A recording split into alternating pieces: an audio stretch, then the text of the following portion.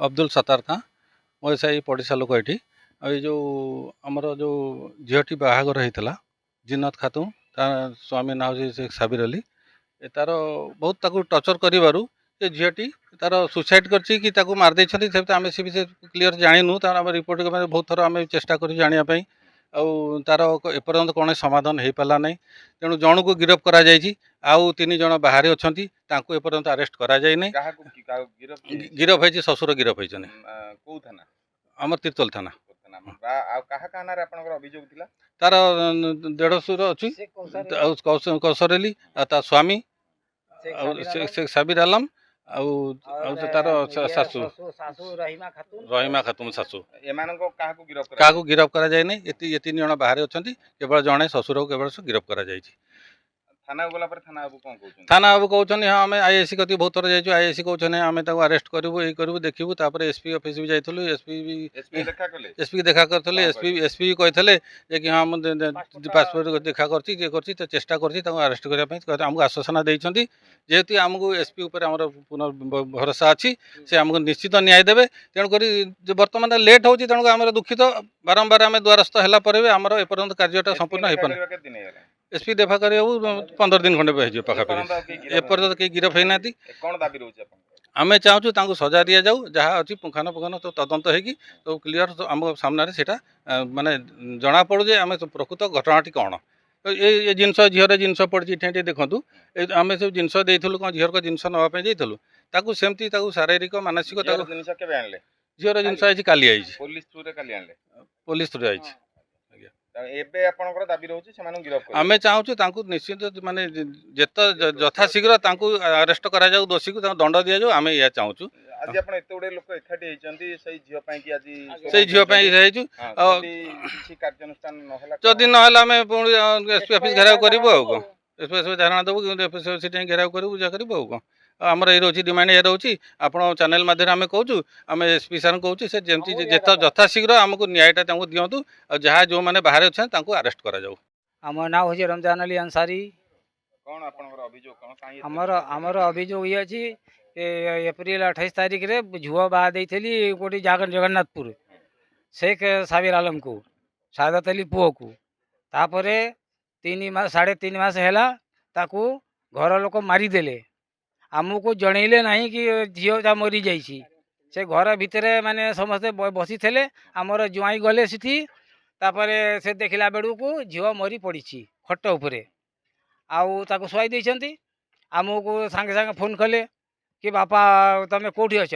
ନା ମୁଁ ଘରେ ଅଛି। ନା ତମେ ଆଉ ମାଆକୁ ଧରିକି ଆସ। ସେଇଠି ଆଉ ଜିନତ ନାହିଁ ଆଉ। ହଁ, ଆମେ ଆମର ବଡ଼ ଜ୍ୱାଇଁ ଯାଇଥିଲେ, ଭଡ଼ା ନେଇକି, ସେ ଅଟୋ ଚଲାନ୍ତି, ଭଡ଼ା ନେଇକି ଯାଇଥିଲେ। ସେ ଦେଖିଲା ବେଳକୁ ସେ ମରି ପଡ଼ିଛି। ଆମକୁ ସାଙ୍ଗେ ସାଙ୍ଗେ ଖବର ଦେଲେ, କିନ୍ତୁ ଘର ଲୋକେ କେହି ଖବର ଦେଇନାହାନ୍ତି ମୋତେ। ମୁଁ ଜାଣିପାରିଲି ନାହିଁ।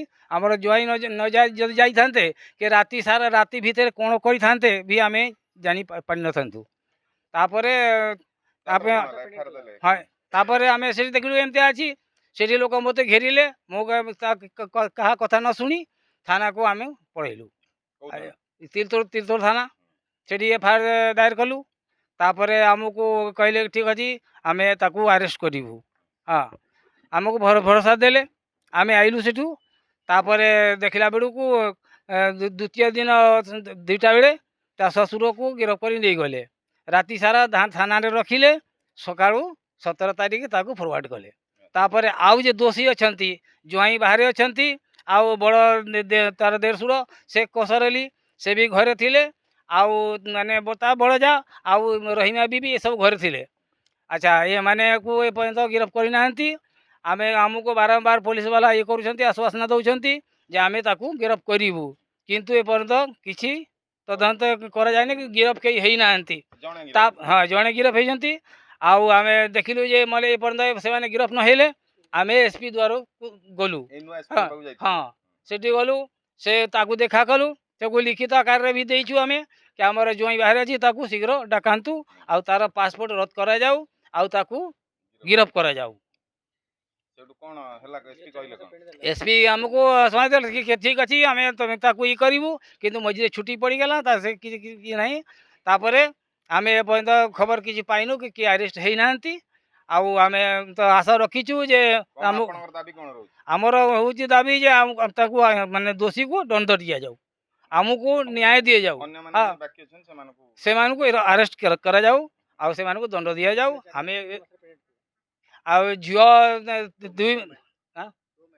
दुई मास प्रेग्नेंट थेला मला बेले मला पूर्व हाँ तापर माने जो रिपोर्ट आसी आकर पोस्टमार्टम रिपोर्ट से किसी ना आम से आउ माने चकित माने मला बेले 2 मास आपण मला पूर्व 2 मास रा हाँ प्रेग्नेंट प्रेग्नेंट थेला तार से रिपोर्ट रे सेटा किछ आसी रिपोर्ट रे किसी आसे नहीं आउ टीका जे नहीं दीदी पाखु जे दे दौरान अंगनवाड़ी हाँ से प्रमाण सब अच्छी से मिली किंतु ए पर्यंत भी किसी से माने ये करूना আমার ঘর বলাই পর আমার যুব বাহ করেছিলি জগন্নাথপুর 3 মাসের আমার যুবকু মারি দেলে শাশু শাশু ঘরে কে খবর দেলে নাই সাউদি से फोन आउची बड़ যুবক তি जो तम दौड़ी मरी गलानी आगरो कहला जो कबाट बन के अछि बाटारे 3टा कबाट बन अछि फोन टिके पड़े कहछु जे दौड़ा दे देला घर शाशु घरे के कहलानी मु जाके देखिलाले भ्यान रे ओढ़नी एते झुलुची एते तड़े काटी के पकई देछि